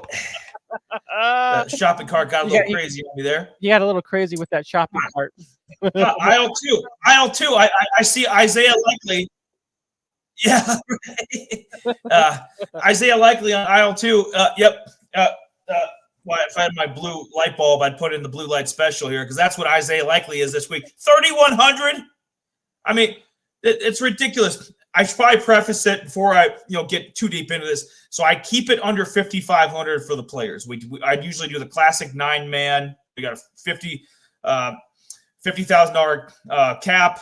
Basically piece together 9 players. So you can't have 9 Tyreeks, can't have 9 Jalen Hurts. So we have to piece things together. I try to find you guys bargains so we can make a little money together. A little bit for me and a little bit for you, like my man Tommy DeVito. It's a place in the mafia for all of us. We just follow. We just believe in Tommy DeVito. You know what you forgot, right? They're gonna beat the Patriots. The Giants are gonna beat the Patriots, by the way, this weekend. Yeah, I said it. Oh, go ahead, Jay. Oh, I was gonna say, you know what you forgot, right? That. Oh, Monday! There we go. I did things out of a sequential order. So, we keep it under 50, or we have 50 to work with. So I keep it under 5,500 for each player, so that you can piece together a good roster to make some money. Isaiah Likely, 3,100. That's a hell of a deal. Okay, that's dirt cheap for a starting tight end. I mean, you ain't gonna find anybody else in that range. Who are you gonna find? Backup Zach Ertz, 85-year-old Zach Ertz? No. I'll pass. Or whoever the hell the backup is now, and with the 49ers behind Kittle, no, there's nobody for $3,000 that you're going to be able to get in that range. 3,100 for Isaiah Likely is a steal. Number 2, Josh Downs, 4,800 for his production this year. I think that's a steal too. And, Minshew isn't consistent. Like, not every week is great. Like, he kind of had a down week last week. But, we saw what CJ Stroud just did to our defense. Minshew probably isn't going to do much worse. And Josh Downs will be a big beneficiary. I could easily see at least 10 targets. So I think he'll have a monster game, have a bounce back. 4,800, that's a hell of a deal. IO 5. Let's pull down the serial here. Khalil Shakir again. He's back, as he should be. 3,600, that's a deal. Number 2 receiver. When you're Josh Allen's your quarterback, when you have no running game, and did I mention Josh Allen's the quarterback? They're out to prove something. Bills are out to prove something. Playing Philly. Philly's defense is good, not great. So they might be able to move the ball in. And, they're going to be, if anything, they're going to be trying to shut down Diggs. So that's going to open up stuff for Shakir because I don't trust Gabe Davis. Number 4, Jaylen Warren, 5,400. He's still under that 5,500 threshold. Not quite number 1 because apparently the Steelers think that he still needs to share carries with Najee Harris. Get out of here. Jaylen Warren, feature back, needs to happen. Best kept secret in the NFL all year, and now he's starting to blow up. Had 129 yards rushing last week. Going to have another good week this week, so I believe in that. And number 5, I can't believe I'm doing this. I thought he was donezo. I needed the roster spot in sleeper, so I ended up dropping him in dynasty. But he's back. He's like syphilis or like we did the Michael Myers theme earlier. He's like Jason Voorhees. He's like all these monsters into one. I thought he was done. He's back. He's lurking. Desmond Ridder at 4,800 just because of the price point. I don't like the matchup Russ has got. I was going to put Russell Wilson at 5,400 at number 5, but we know what the Browns passing defense has done to people this year. So and Russ is no different. I think he's going to have a down week. I think Denver's going to win that game, but I think Russ will kind of have a down week to where he's been.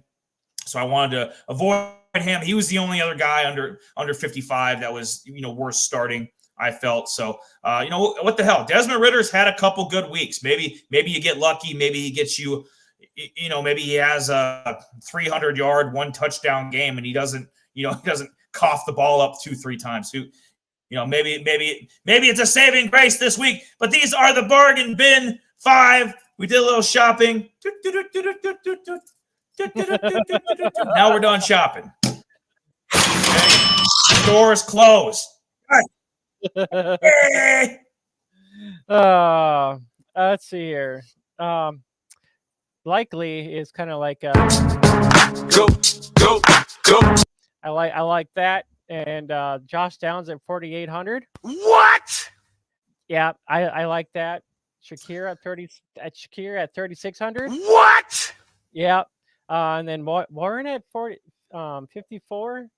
That's not a bad option either with with Najee Harris kind of back and forth, with those two guys back and forth, and Warren more likely can get a touchdown too. And then Ridder. Are you nuts? Yeah, I'm staying away from that. Maybe slightly. Yeah. I'm sorry. Yeah, I probably won't play Ridder. I would more likely be after Josh Downs and Shakir, and especially because I do Yahoo's I do Yahoo stuff, which is $200 budget. So I mean 500, 5,500 or 55,000 to 200, almost same concept, but I'm sure likely it's probably $10 or something like that, and they're on their side. Downs might be 13 probably. Shakir might even be 13 too as well. So I mean, Downs might be a little bit more. Shakir might be $13 probably more than likely. So it all varies. Ridder, yeah, I wouldn't touch him with a 10-foot pole, but yeah, other than that, I like some of them for sure. I'll probably play the 1, 2, and 3. I probably put them in some of my lineups, I'm sure, more than likely. So, well, guys, that wraps up Eli's bargain bins of the week. And I think it's almost time, since it's been, hour 20 minutes. If you guys survived us yakking this long already. I mean, we'll give you guys a little treat here at the end with our college spotlight. If you're into some college football and whatnot, maybe just maybe if you never heard of college fantasy football, get in our Discord and come talk to us. Because I'm loving to maybe actually grow my college football league I got going on right now. So I like to add some more players to it. So I mean, if you're into some college football, get in a Discord, type away you want to be involved in some college football. Come to us, man. The links in the description below. So, but anyways, I think it's time to jump in. Come hither. Come hither. I think it's time for us to actually jump into our college spotlight. So we'll be right back in like 15 seconds.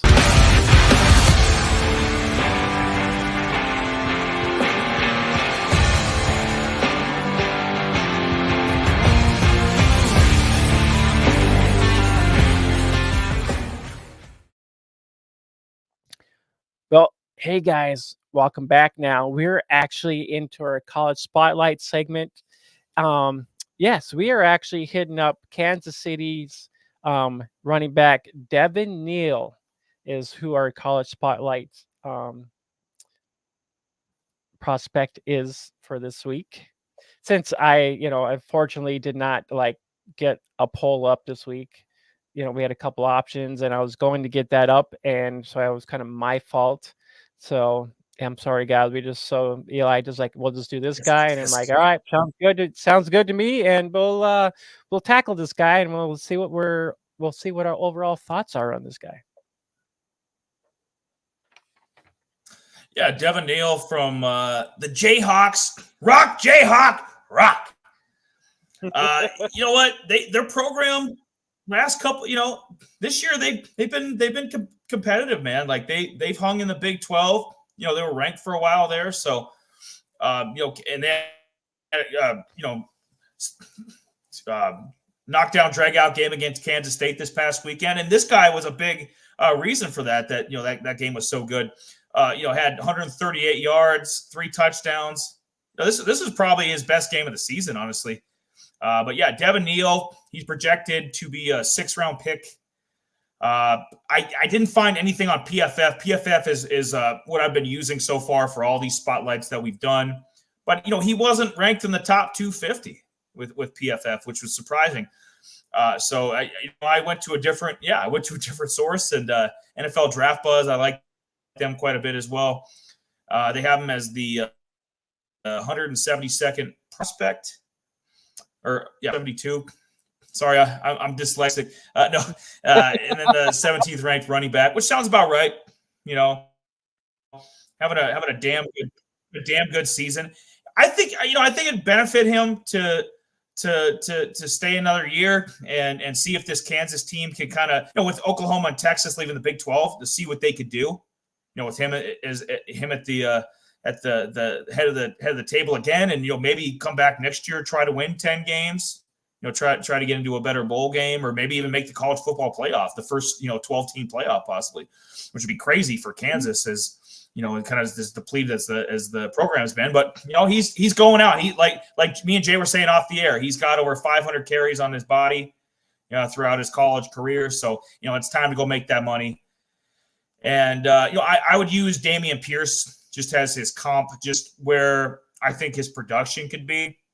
Obviously, there's a lot of these guys that are third-day picks, 4th, 5th, 6th round, that end up starting and having good, productive NFL careers. Usually the elite guys are taken, in the 1st round. If you think about, recent memory, like Saquon, 1st-round pick, CMC, 1st-round pick, Zeke when he was in his prime with the Cowboys, 1st-round pick.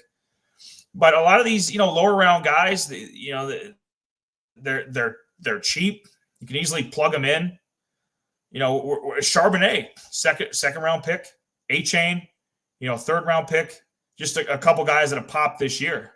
Just rookies recently. So, even the kid from Washington, Rodriguez. We just talked about another 6th round pick. On the show earlier, Chris Rodriguez from Washington. There's a.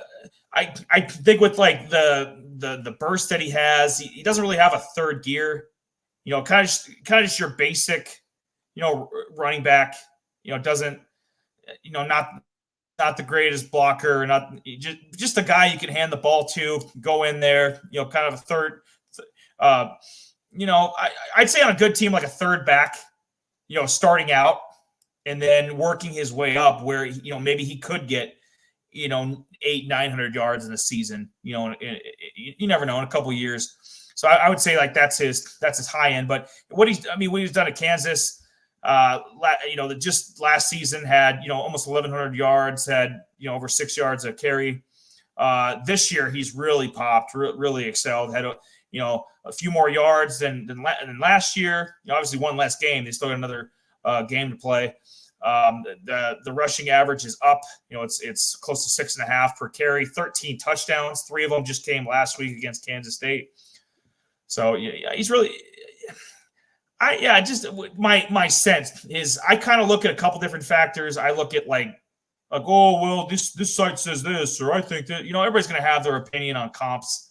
I'm not reading off of some pre-existing thing. It's just when I was watching YouTube highlights, what I've seen of him. I watched some big. We're Midwest guys. We see quite a bit Big 12 football, especially on Fox or any channels like that. So we saw the Texas Kansas game, and obviously K-State last week, Oklahoma, Kansas, the big upset Kansas had over OU earlier. So he's been some top against top competition, and which is a good thing. Being from a program like this, sometimes you don't know if you're at Liberty, like the feature back at Liberty, you don't know how that's going to translate to the NFL. I think a Big 12 running back that doesn't have the greatest offensive line, like they don't get big giant offensive linemen or talented tackles at Kansas. They just don't. That's they all, if they go to the Big 12, man, they go to Texas or OU. So they don't have the greatest amount of talent there. I think he's been a big reason that they've kind of had a surprise season. But yeah, just based on the size, weight, 40 time, it's very, very similar to a guy like Dameon Pierce. And just with the level, the skill, kind of the skill set, I would say. So Dameon Pierce was the closest guy that current guy that I found that maybe production and where it could end up. I don't know. We'll see what Jay's got to say about old Devin Neal. Yeah, quite honestly, it was slim pickings because just trying to honestly just trying to find any information or any stats on him overall in the country, like how he stacks up with the rest of these guys like Ollie Gordon and what just all these other guys. You think about it, this the kid from Georgia State, Carroll, he's even he's actually you can find his stats what he is in the country, and I'm like, Carroll's another good one.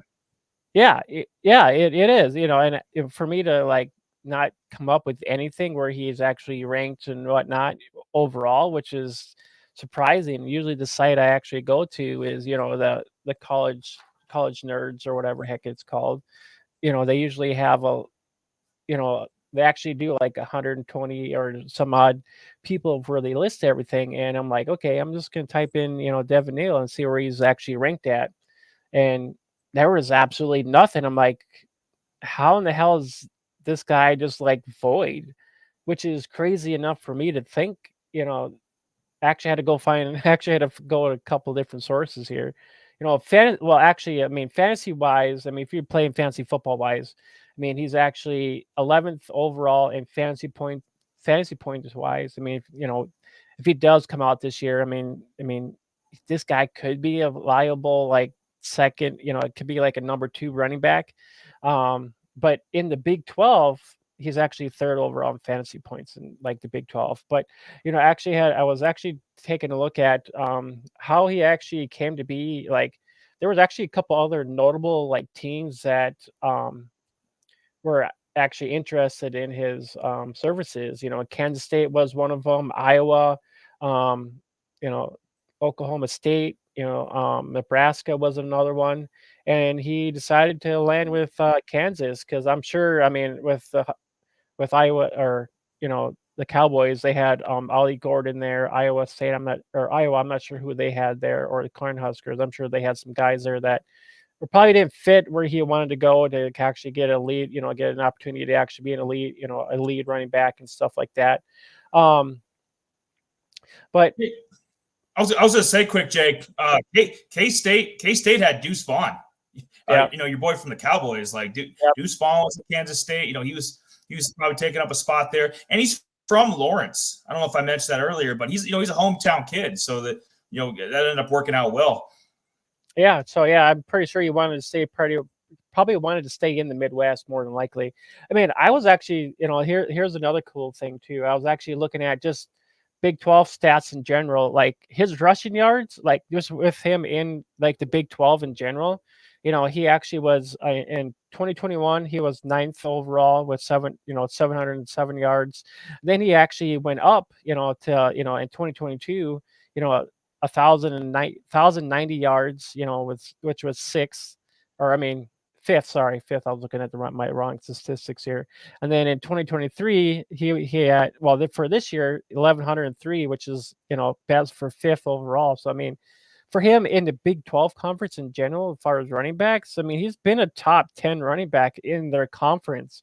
So I mean, you would think this guy did have some notable notes with just overall with with him kind of being involved with some of the other guys, but I'm sure with Ollie Gordon being in the Big 12, he's being overseen with his radical like year what he's having right now too as well. But yeah, we mentioned earlier before the show, I mean, I was looking at his rushing attempts too as well. I mean, he's had 500 and some odd attempts on his body already, so with him being bruised around here a little bit too as well. But rushing touchdowns, he's pretty much been in the top 10 all of his 3 seasons when he got there with Kansas. 13 this year overall. I mean, double digit touchdowns this year, just the way Kansas City has been been coming around. I didn't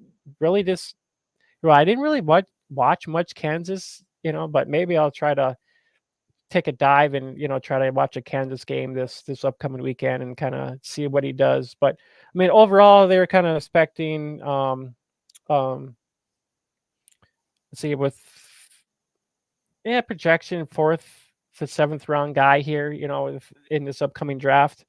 You mentioned his rank with 117 or 17th overall in the RB section, and I was actually looking at they had that Marine. I think he was a guy from Arkansas who was ranked higher, and then I noticed he got bumped down quite a bit this year. Just he was probably going to be a 1st round guy, so maybe he didn't pan out from Arkansas. He's been dropping like a fly. Overall, like just some pros and cons with him in general here.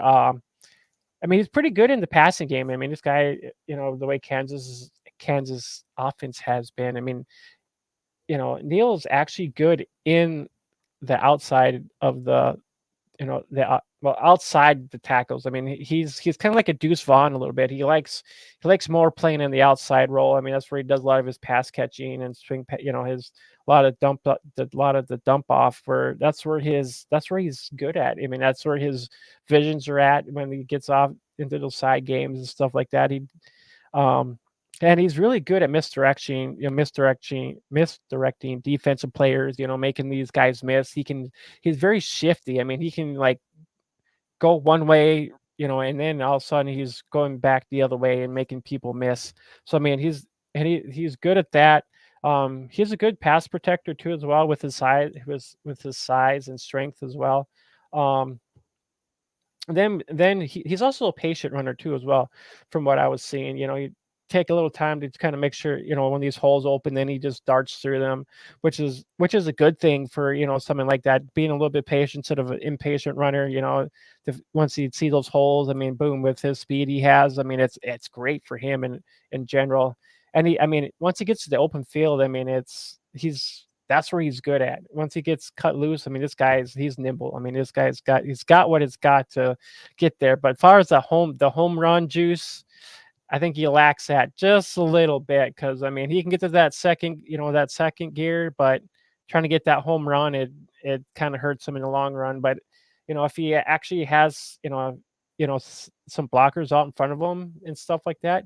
That's the only. I mean, that's what's going to help him out. Especially with lacking that third gear to him if he's got some outside help. That's for sure. Other than that, that kind of wraps up what I kind of got on Devin Neal overall. So. And just to follow up on that, I see a little Khalil Herbert too, and he was actually at Kansas. He was Kansas back before he transferred. So, maybe they tried to recruit somebody, just with their system, like kind of the similar type of back. But yeah, he's got from what I've seen, Chicago, being kind of deceptively shifty. So yeah, he's got a little Khalil Herbert. Like I mentioned, Dameon Pierce earlier. In terms of like a team or teams he could possibly end up with, I've seen mock drafts anywhere from like the Bears to the Raiders, and maybe he's Khalil Herbert. He replaced Khalil Herbert at Kansas. Maybe he replaces him with Chicago too. Who knows? Or the Raiders. He might be. I think that'd be a good situation. Because their backup they took, I haven't been impressed with. Is it Zamir White? I'm trying to think of the Raiders running back. I think it's Zamir White. Yeah. But yeah, obviously Josh Jacobs is the feature. I mean, he's an elite back. Josh Jacobs is the feature guy. But I think he'd be a nice backup. He'd be with the Raiders. Being a second or third back with the Raiders, I think that'd be a good landing spot. Is there any teams you can think of off the top of your head that could use Devin Neal? I mean, if you think about it, if Mixon sticks around, maybe the Bengals, Buccaneers could always need some help with the running back situation down there. Definitely. Especially after not getting Michael Carter. Dallas is in need of some running backs. I mean, I wouldn't mind seeing him coming down to Dallas at all. I mean, that wouldn't be a bad backup. I mean, if we're going to let go of, Pollard, so I mean, I could see this guy coming in and, being behind Rico Dowell or whatever, so I mean, and he could probably outplay, Deuce Vaughn, so I mean, he's kind of like a miniature Deuce Vaughn, a bigger role of what Deuce Vaughn is really. But I mean, other than that, I'm trying, those are just some offhands. I mean, I think we could probably dig into some more teams that probably are really running back needy, So, I mean, I'm sure there's a lot more teams out there we could probably think of that probably could, I would hate to say the Browns, I would hate to see anybody go in the Browns that are just a dysfunctional like organization that wastes money on a quarterback that, save some of that money. You could have, you could draft a Devin Neal or whatever, I mean, it's, just garbage. Yeah. But maybe as crazy as it sounds, maybe trade away Nick Chubb. If Nick Chubb is, this is his first major injury, but it's worth thinking about because they're gonna have to save money somehow. I mean, if he wouldn't go to the Browns, I mean, they're gonna pay all this money to Watson. They still got a bunch of guys on the defense that are coming up or getting paid. Myles Garrett, he's expensive. So yeah, they're gonna have to figure out how to save some money. So maybe he ends up in Cleveland and Nick Chubb is, and then they just do it by committee with Ford. Another year of Kareem Hunt, and then Devin Neal. That might be a good landing spot too. With that offensive line, they seem to know what they're doing with the running game. So yeah, or I mean, the last option with maybe the Patriots head coach being out, and maybe maybe McDummy's gonna be back. He'll be coaching. But maybe the Patriots. I mean, they need some dire people up there, and I'm just saying in general with the head coach possibly being out, maybe this offense will look way totally different. But hey, I mean, it just you just don't know until the off season hits. But this kind of wraps up our Devin Neal talk, and we'll be right back to wrap up our show, and then we'll just kind of hit some overviews and stuff like that, some other overviews and whatnot. So we'll be right back in like 15 seconds.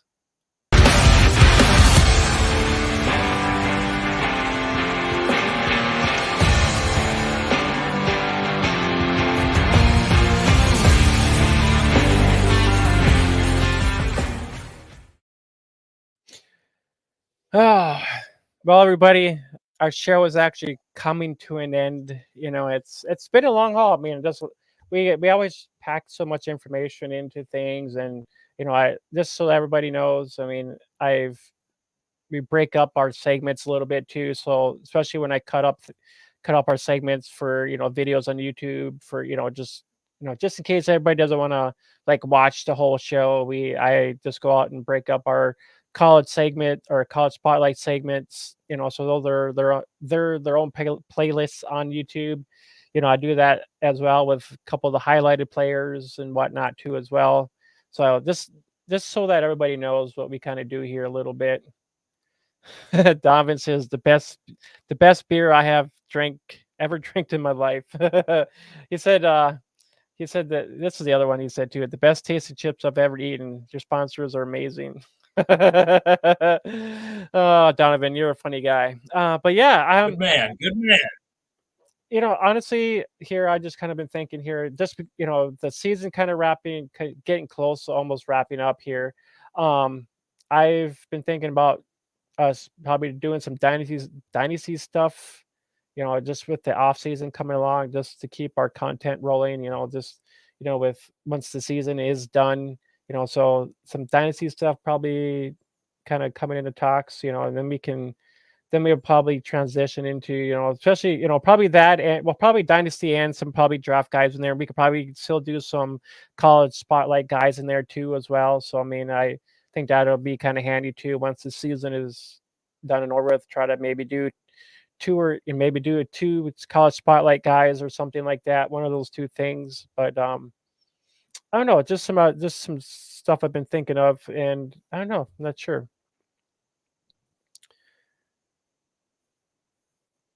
Yeah, we got ideas cooking, and obviously, we'd like to, if we could, break this up, possibly next week too. We might, we kind of toyed with it at the end of October. We did a Monday and Tuesday, kind of split up the stream to kind of break up. We know this gets long, so, based on time restraints and we both have, I work 2 jobs. Jamie's working full time, and we have other obligations, and so we try to cram it into one night just to get a full. And we try to get it done Tuesday for so that people can get their waivers in and watch the stream, and then get the waivers in before the Wednesday deadline, because a lot of the leagues it's Wednesday. So some leagues it's Thursday, some leagues it varies, but we tend to think that most of them are Wednesday. So try to get this show in. But yeah, we appreciate everybody, patience and watching and commenting and like I said, just the only thing you can do is, like I said, spread the word. Is if people want some funny content, want some and we break, we're not journalists or anything. We don't break news, but and we forgot to mention this. We got risers and fallers. We had one more segment. We were holding out on you guys. If you stayed long enough, maybe you would have seen this. But it's the usual suspects. On the left side is Jay's. He had Khalil Shakur, Greg Dortch, Jaylen Warren. Like you'd expect, those 3 guys have been cranking out some, especially Dortch. With Kyler being back. The other 2 have really been steadily climbing, and now they're both basically starting level guys. Warren, I think, is the feature guy, and Shakur is the second guy in Buffalo to me. And Aaron Jones obviously being hurt and not having really a monster game since week 1, that would clear. That would definitely qualify for fallers. And then on my side, Jordan Love, and Jordan Love's been impressive in the last couple of weeks. We'll see what he does against the better defense. Obviously, the Chargers, Bosa was hurt and other factors, but we'll see if Love keeps improving. But right now, I'd put him on the ascent. Charbonnet, obviously, with the amount of carries he's going to be getting with Walker being out, he'll be the feature back. He was the feature back last week too. So, and then both Titans. Titans, I'm kind of just shitting on. I think they've lost like 14 of their last 17 games. Like, just if you combine last season too, like they've been junk. And Will Levis, he looked great against Atlanta last couple games, kind of looked more like a rookie. So I think that was I don't want to write him off quite yet because he is a rookie, and we've seen Bryce Young look like shit. So, but Derrick Henry definitely not. They would have been better served to trade Derrick Henry. I think they made a big mistake. They should have shipped him to Dallas or some playoff team that could have used a running back. And same thing with D-Hop. With the way he was popping halfway through the season, they probably could have got a pretty high draft pick for Hopkins had they moved him too, and then just kind of lose out. Titans would have been better served going 4-13, trading a couple assets, getting some draft picks, and then maybe fixing this in 2 years, and then by 2025 they're competing with Jacksonville, they're competing with Houston, and now they're just left in shambles and as a train wreck. So I put both of them as fallers. Yep. Yeah, I totally forgot all about this. It was right there too, and I'm like, I normally had a lot of shit to cover tonight. Yeah, normally pop this up right in the waivers, but we kind of went on a rant there when we were starting talking about all these shitty fucking backs. Joe Flacco. So yeah, I was gonna put that in with our waivers, and yeah, that kind of went. So sorry guys, but yeah, other than that. That was kind of some risers and fallers to kind of wrap up our show too as well. But just in general, kind of going forward, I think we want to do some I want to do some dynasty stuff here. Just kind of talk dynasty because we're both in dynasty leagues, So just some stuff to especially when we come into the 2024 NFL draft.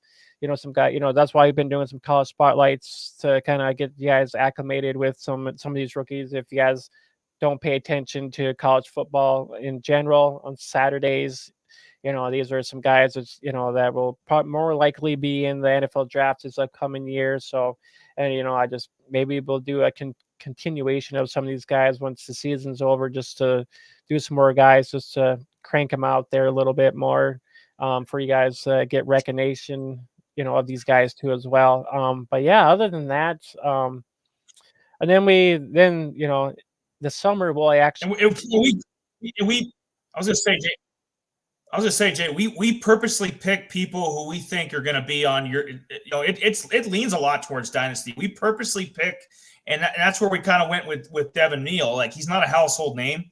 Like, if you watch college football, you might know who he is. He's he plays for Kansas, and he's like a really good Big 12 back, but you hear about all the same guys. You hear about Harrison Jr., you hear about Caleb, you hear about Drake May, you hear about the Alabama's a defense player from Alabama or a defense player from Georgia, or you don't hear a lot of these guys. So we want to start picking guys that are Michael Pratt from Tulane, perfect example. He'll be starting a game somewhere next year. I mean, we've seen a lot of random guys this year, and it's going to continue. I really do. With that 17th game they've added, there's never been more injuries, never been more random guys Josh Dobbs, he's been in the league for 6-7 years, and now he's finally popping. You know what I mean? So there's so many variables, and so we're picking guys and I think Devin Neal, he'll be that Chris Rodriguez next year, if not better. You know what I mean? He'll be that Keaton Mitchell. He's going to pop up somewhere and be like, whoa, and then you'll be like, oh, okay. Hey, I heard about him, and you're the first to jump on it. So you're kind of setting yourself in the catbird seat for next year for a lot of these dynasty leagues too. So with waivers and drafting, and there's so many variables. But yeah, we're gonna go in that direction with the rest of these spotlights because there's it's winding down. But so I think we'll head back in the tight end direction.